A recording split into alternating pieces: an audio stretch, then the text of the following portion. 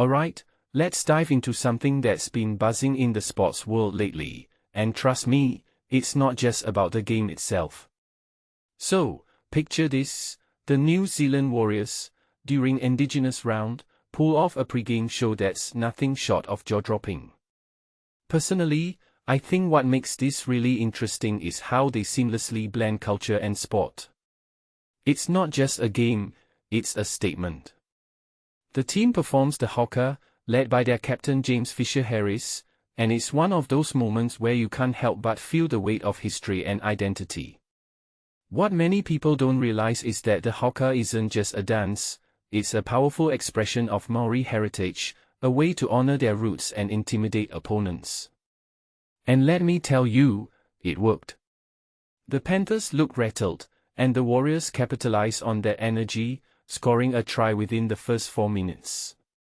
If you take a step back and think about it, this is sports at its most authentic, raw, emotional, and deeply connected to something bigger than the game itself.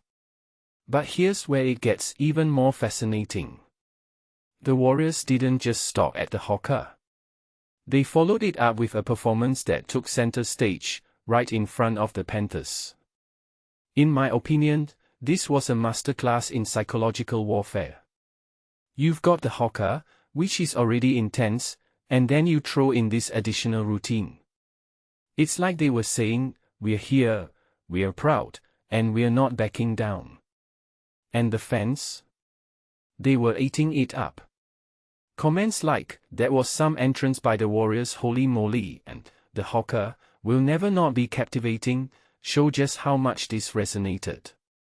What this really suggests is that sports teams can, and should, use these moments to celebrate their identity.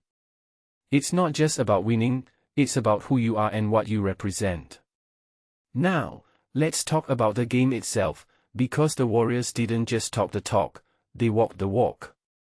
Luke Metcalf scored just 7 minutes after Aaron Clark's try, and suddenly, the Warriors were up 18-0 by halftime. One thing that immediately stands out is the role of players like Lika Halasima, who was described as a wrecking ball. Andrew Voss compared him to Sonny Bill Williams, and while that's high praise, I think it's important to note that Halasima is carving out his own legacy. What makes this really interesting is how the Warriors seem to consistently produce these generational talents. It's not just luck, it's a system, a culture, and a commitment to nurturing talent. From my perspective, this is what sets them apart. They're not just a team, they're a pipeline of greatness. But let's not forget the Panthers, because their story here is just as compelling.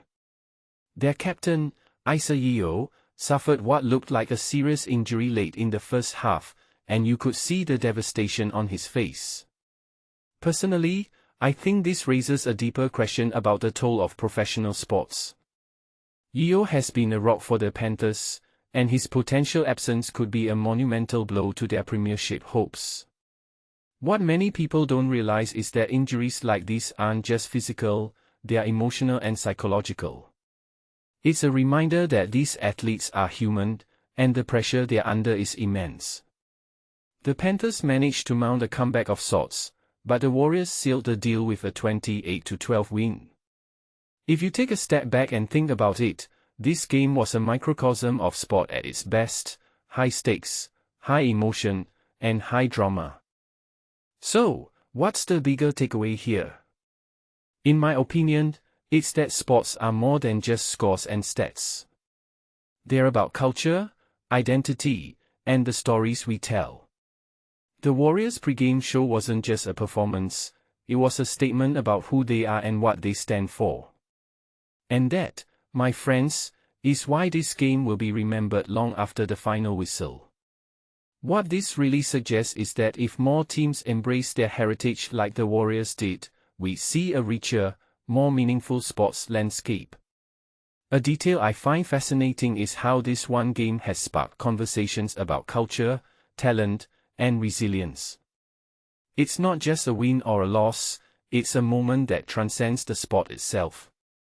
And that, to me, is what makes it truly unforgettable.